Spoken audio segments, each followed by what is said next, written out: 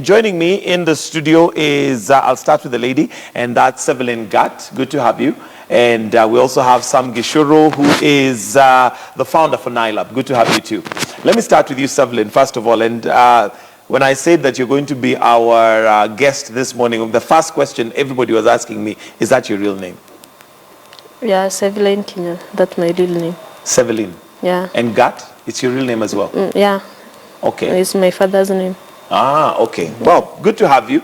And for the benefit of those who might be wondering who Sevelyn is, Sevelyn literally, went on to Photoshop and had some interesting pictures where you had a dream of visiting certain places.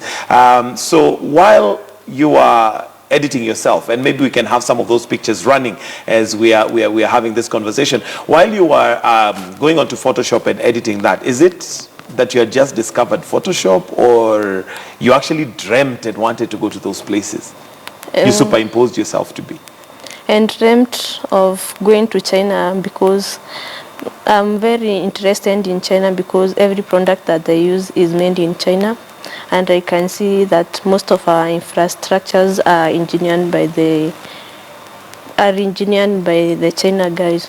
Okay, yeah. So that's what created an interest for you to Photoshop yourself. Now, I know there were other pictures that possibly were done by other people on your behalf. Which ones are the ones that you did? Was it just the ones in China? Yeah, the ones in China, where I was visiting various places that are in fantasy with, like the Great Wall, the Summer Palace, the Forbidden City.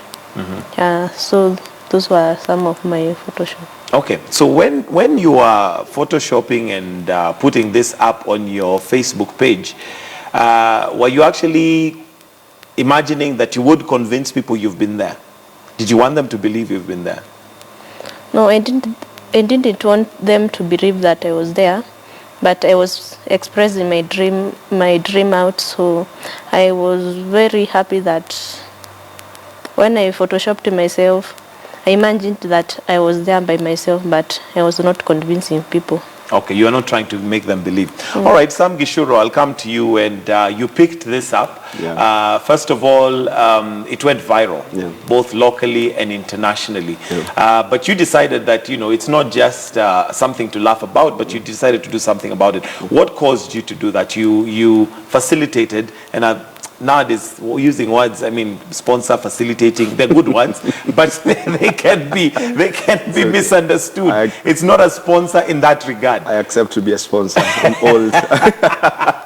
You accept you sponsor? I accept I sponsor, and I'm old enough to sponsor. Anyway, it didn't go viral before we agreed to facilitate the trip.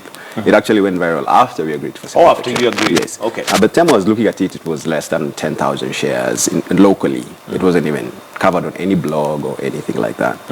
So I personally, I didn't even think it would go viral, both internationally or locally. I had absolutely no thoughts to that.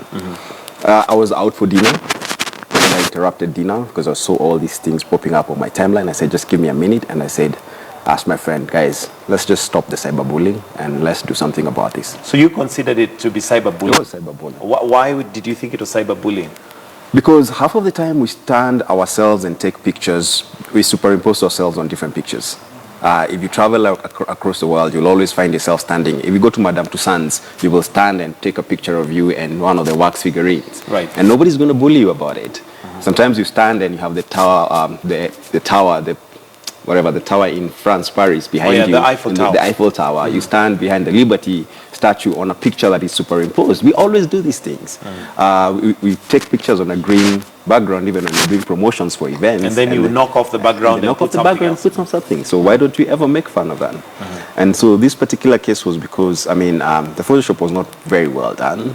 Actually, it came out as a result of people making fun of her. Yes. Because of, not a very well done. It was not clear, very well it was done. superimposed. It was superimposed, and it was clear it was Photoshop in that sense.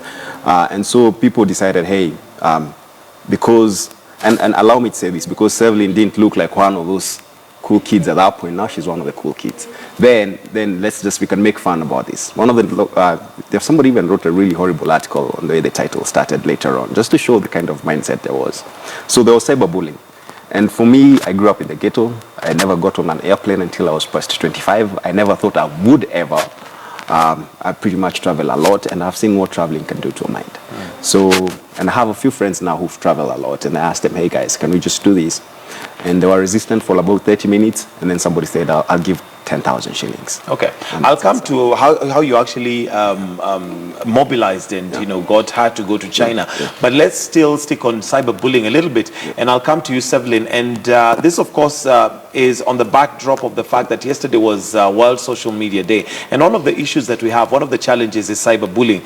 But Sevelyn, how did it feel when people now started literally just making fun out of you because of a dream that you genuinely had? I was happy that everyone realized my dream, and everyone is getting to know about my dream. So I was not negative at all. Okay. Did you ever imagine after posting those pictures that one day you'd actually be in China? Did it ever occur to you that it could happen? No. Okay. Yeah. So at the point Sam maybe got in touch with you, how did you communicate and how did that feel? Okay, when Sam called me, I was detecting that he may be cheating me. So when he expressed himself and told me he's Sam Gishuru, so I got into his Facebook and tried to look whether there are any details that are describing whom he is. So I found out that he is the founder of Nailab and CEO of Guaso.com. So I got into Googling with these companies. So afterwards I got to... So at some point now you built that trust. Yeah.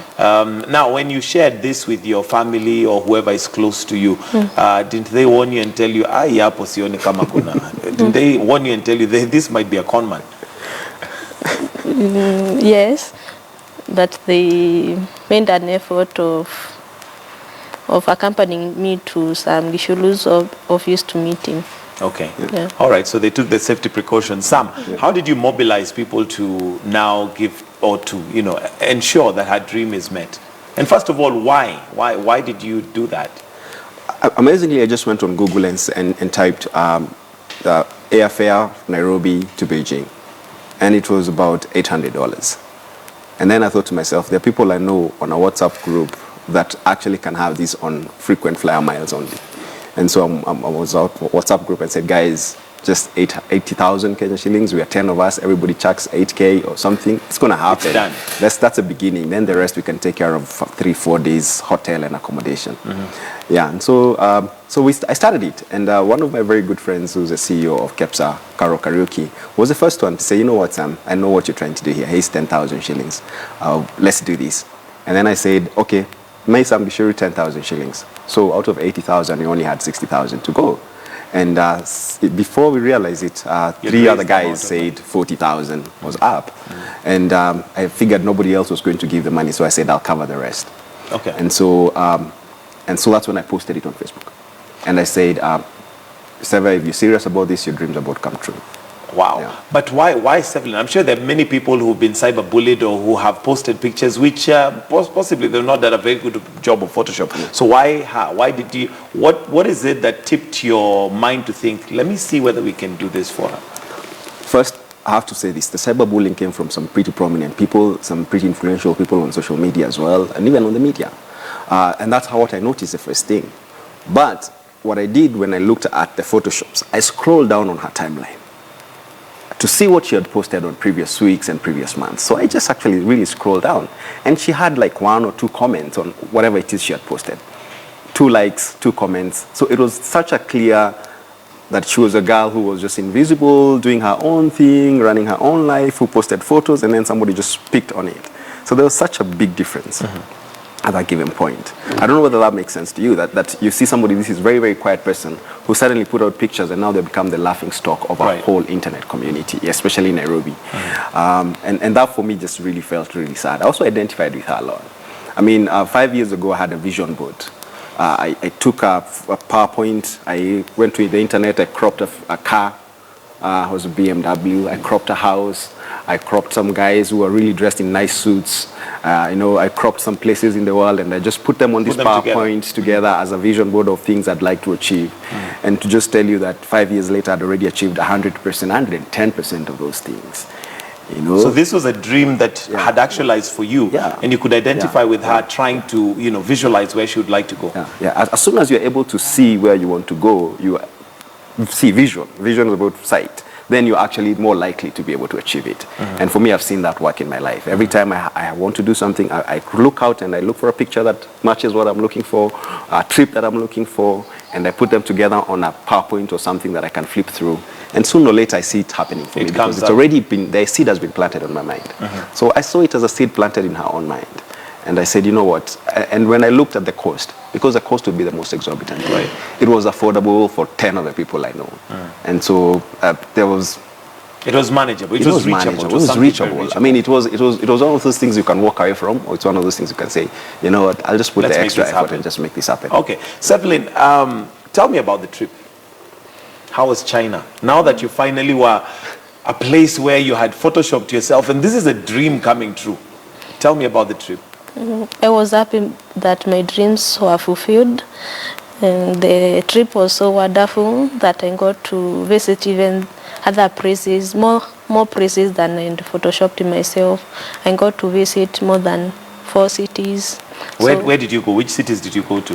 Beijing, Changsha, Chaoshan, Chengdu, and Dujiangyan, Guangzhou. How long were you away? For 2 weeks. For 2 weeks, eh? Wow. And what stood out maybe in the trip that you took? What is it that you remember most out of the trip? The overwhelming welcome, and the people there are kind and very generous, that I got to open and WeChat so that I can be communicating with them on daily basis. So they are very friendly. I got to make so many friends. Okay. So Sam, 80,000 is just, or rather $800 is purely just the flight. Yes. How did you manage the rest of the trip? Because there's accommodation, there's food, there's transport. So basically, actually, after we got about 40,000 in, it was around 40,000, another person called up and said, hey, after I thought I posted on Facebook, somebody, remember what I said, I'd cover up. Somebody else actually sent, M-Pesa me 40,000 straight to my phone. Cover up the whole... To cover up the remaining for the 80,000. And then, so that kind of just got taken care of that way. But then we had friends in China who just also saw the post, and two of them reached out to me. And they said, hey, Sam, can we just organize this from our end? There's Africa 2.0 or 3.0 in China. And they said, can we get this going on? And I said, oh, sure, let's just put together a WhatsApp group. So we put up a WhatsApp group of 3 people in Nairobi and 2 people in China. And because I was traveling a lot, I was spending about a week in the States and 3 weeks here the last 2-3 months. So there was a lot of traveling for me. I couldn't keep up with the arrangements. So they all managed to organize that.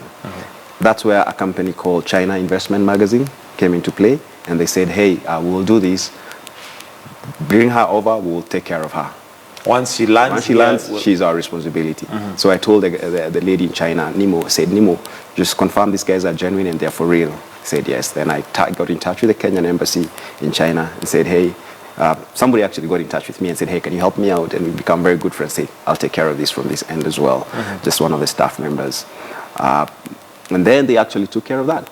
And when she landed, the China Investment Magazine paid for accommodation, paid for her trips, paid for her movement, ground movement, air movement, all across China, and food and everything else. Oh, fantastic. It almost sounds like a fairy tale, like something that's too good to be true.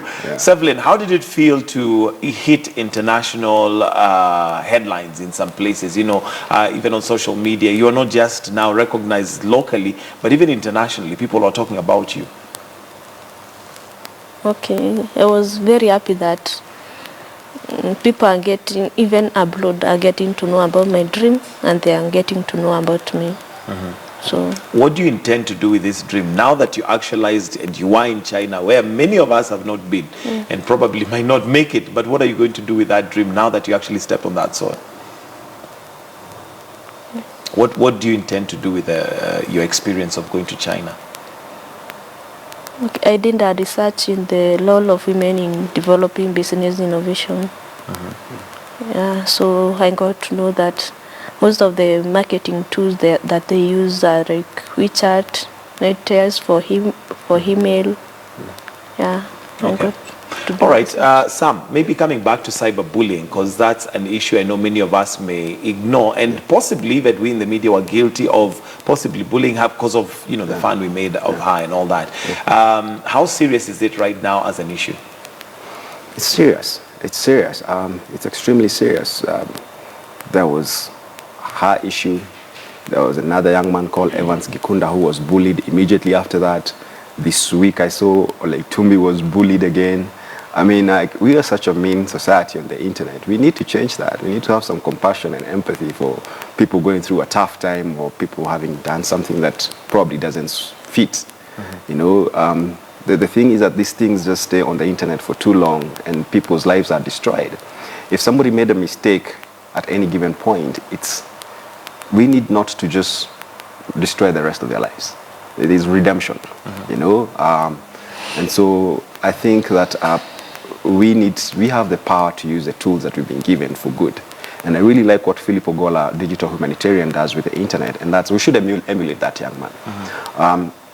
Let's try and use the tools. You have a phone, you have internet access, you have WhatsApp and Facebook. Just try to do something good with it. Don't try to look for people's fault and just spread it. Yeah.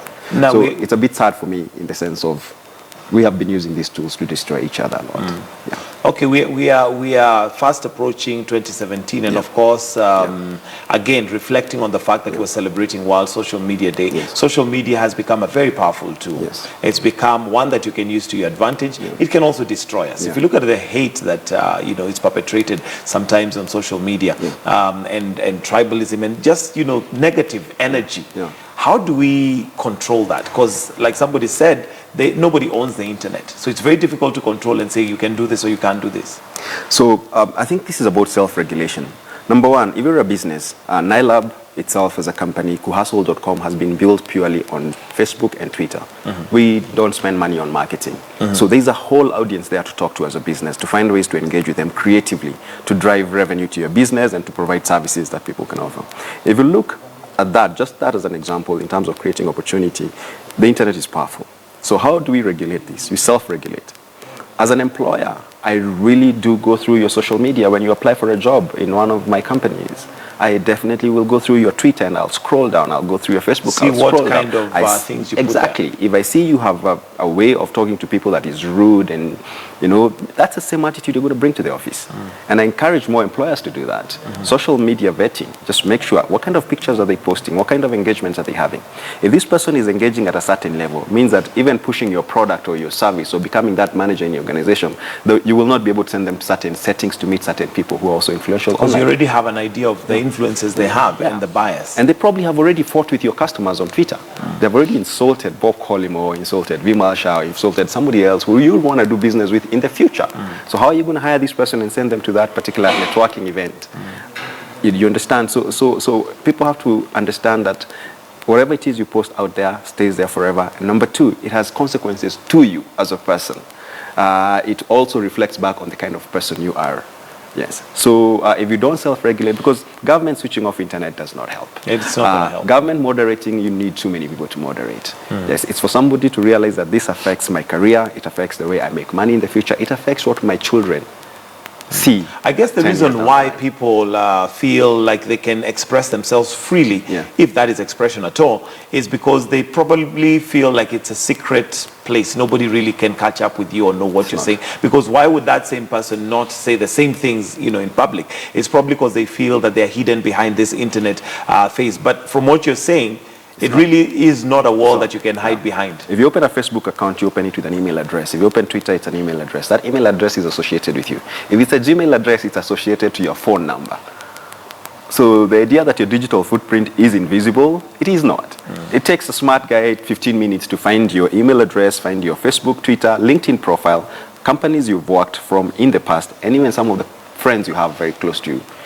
Can find your home based on just Google history as well. Right. So it's not a place to hide. Okay. Yes. Good. Sevelyn, coming back to you, what would you like to say to all those who possibly just laughed at you and thought that, you know, this is just a girl who, for whatever reason, they had to laugh at you? What would you like to say to them? If you believe it, you can achieve it only if you do some hard work towards it, and you have to go an extra mile to achieve all things in all undertakings. Okay. And what about to somebody like Sam and, those who possibly believed in your dream and didn't laugh it off, but actually took action and did something about it? What would you say to them? And others possibly who do small acts of kindness but go a long way. Okay, I would like to appreciate them and to thank them for whatever they have done. And I'm praying for them, for God to reward them. Okay. So prayers are there for you, Sam. And I know that it's not just Sevelyn that you have shown an act of kindness. We also have the other young boy, the parking boy, who you took up. Maybe first of all, update us how he's doing. Oh, well, Maurice was taken to the homeless of Nairobi, and I think it would be great if you just actually hosted a sham and to come over for the show and talk about the homeless of Nairobi. It would be amazing. But at some point, there were issues with the Kiambu County Children's Home. And so he was taken by the Kiambu County Children's Home, which are now his. I think, I'm sure, from what I've heard, they're the ones taking care of him. But other than him, the other boys they were with, one of the boys was the #1 in his class last term. And you can imagine he went to school having missed out, and he became #1 the last time. So there are some really smart kids out on the street. For anybody else who's looking for an opportunity, we've created this platform. It's cohustle.com. What we are doing there is simple. We are getting small businesses, enterprises to post jobs they have, like logo design, content marketing, web design, any kind of work that can be done offline. And when you come to the platform and sign up, you get jobs directly to your inbox. So you just go to cohustle.com, you sign up, and as soon as you choose what your skills are, you can get jobs directly to your inbox. So that's the way. So that's another product that you're providing for people, literally just to hustle from wherever they are. Does this have a charge? Do you have a fee that somebody has to pay? Right now, today we are launching up a charge fee where you have to pay between 100 to 1,000 to tender for a job. You get a 20% chance of getting a job because only 5 tenders for every client. So that's what we are launching today. And if you sign up, we can give you a few credits for you to try it out. We have over 17,000 people now on the platform. We have had over $500,000 worth of work posted on the platform, over 500 clients posting jobs. You have like between 3 to 8 jobs a day. And so that's another way of just saying, you know what, don't stay at home. You have some skills, sign up on a platform. Even if you just know how to type, there will be transcription jobs coming to you, and you can transcribe and make $100 a week. That's about 10,000 shillings a week. And our clients are diverse. We have clients from America, from Europe, from across Africa. And so it's not just about you photoshopping yourself, because a lot of people have been photoshopping themselves and sending me pictures. I'm not sending anybody actually, us guys tried. I don't know if we have some of those pictures. Just no. We photoshopped ourselves, and we hoped that Sam Gishogo was going to, take up some of those. Let's do some jobs now. Let's do some jobs. Let's do some consulting work. Okay. We have a consulting section. If you're running a business and you need advice from an expert, just go there. You'll get an expert who can talk to you for an hour and teach you a bit about business. So there's a lot of ways to create opportunity for young people. Nailab itself allows you also to come over and get money and investment to grow your business. So the other company. Okay. So your plan. Let me come to Nailab in just a bit, but I want to hear from Sevelyn possibly on your plans for the future. What is it that you plan to do in the future, moving forward? Okay, I'm planning to do CPS and look for a job. Are you working currently? I'm doing an internship in Sam Gishogu's office. Okay. All right. And how is that going? Are you enjoying yourself? I'm enjoying. She better says she's enjoying herself. She's good company in the office. We really like hanging out with her. Okay. Yeah. And maybe just to go back to the Photoshop thing, had you just learned how to do Photoshop? Did you teach yourself, or? No, I asked my friend in the cyber to Photoshop me to various places. Oh, it's somebody who was Photoshopping you where you had dreamt to be? Yeah, I just requested him. Okay. Yeah. Okay, fantastic. Now, Sam, tell us a little bit about Nailab, because Nailab has also been a phenomenon in terms of changing the landscape of how people think and how they do business. Okay. So we're an innovative space where young people, not just young, even older people, any age, come in with an idea and you try to turn the idea into a product. Currently, right now, we are running a product with the United Nations Population Fund, UNFPA, where we want people to come over with ideas of changing issues of sexuality and sexual reproductive health, innovating around that. Whether you want to build a software where people can chat anonymously about STDs and things like this and health issues they're going through, anything like that. What's going to happen if you go right now to the i.iam.co.ke website is that you can apply, and within the next couple of months, if you have a really good idea, we'll give you up to $1 million shillings to develop that idea further. And so far, we are seeing some very interesting applications. So as long as you can innovate around issues of youth, just go to the website, click apply, and you actually can fund you. And that's what Nailab does. Okay. We look for smart ideas. We're trying to turn the ideas into products, into businesses.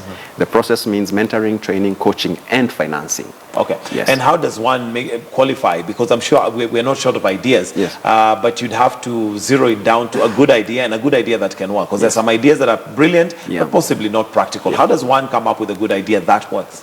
Actually, the best way to come up with a good idea is to look for a problem you're experiencing yourself as a person, and now try to find a solution to it. That solution could be software-driven, it could be hardware-driven, it could be as simple as designing new t-shirts with an interesting message, or designing a calendar with an interesting message that a few people will love to buy. And so it can be shooting videos with your cell phone and producing content as well. So it could be anything. And so if you look at a problem you're suffering from right now and say, okay, this problem is too much, why hasn't somebody solved a problem for this? And then you take a piece of paper and start writing down how to solve it. It's a really good place. After that, go to the internet and Google whether somebody else has solved that problem. I suggest strongly to read The 4 Steps to Epiphany by Steve Blank. It's a really good book. Lean Startup by Eric Lees that allow you to understand how to build a startup. There's a lot of essays by Paul Graham.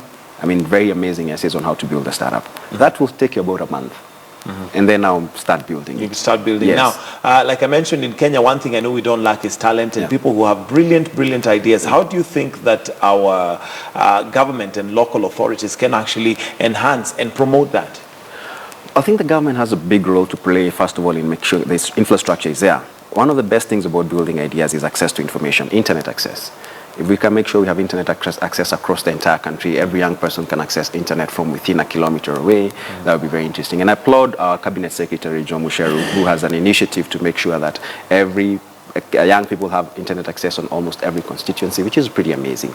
And the president as well for pushing this initiative. He visited our office and he was very excited about what we do, and he, that kind of motivated us a lot to keep doing what we're doing. So the government has a role to make sure the motivation is high for young people. They have a role to make sure the infrastructure is in place, and they have a role to subsidize incubation centers across the country to ensure that, because these things are not profit-making organizations. We are a private company, we are profit-making, but most of these other organizations are not. And so it's of interest for government to put their money there. In our annual budget, we should have a portion that says innovation. The innovation and science, technology, and innovation budget is $1 billion this year. And so that can help us just bridge the innovation gap. And I guess that would also help us build capacity and have young people not just looking for jobs, but creating jobs, becoming innovators. So I think we'll have to wind up right there because of time. And Sevelyn, thank you. We wish you all the best in all that you have to do. And may you continue to live your dream. I'm sure that is a dream that you didn't know would come true, but it is possible. And you're an encouragement to many to see that despite dreaming, it did come true. Let me just read some of the feedback coming in. And we have Clex who says, kudos for making the ladies' dream come true. I'm proud of you guys, bringing such positive happenings to the limelight. Thank you very much. We also have, all right, Born 31st July says that, but nothing comes easy. People need to work hard to finance holidays.